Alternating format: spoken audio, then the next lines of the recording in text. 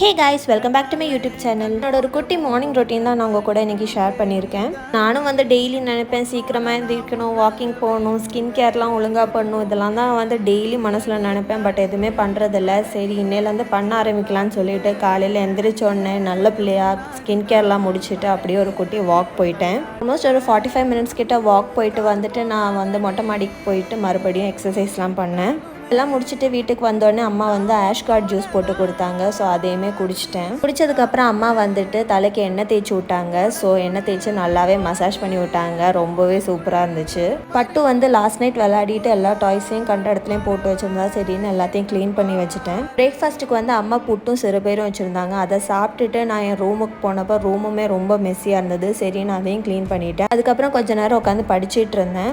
Next week நம்ம சென்னை திரும்ப கிளம்ப போகிறோம். சரின்னு கொஞ்சம் பேக்கிங் வேலை தான் பார்த்துட்டு இருந்தேன். வீடியோஸ் பிடிச்சிருந்தா சேனலை சப்ஸ்கிரைப் பண்ணிக்கோங்க.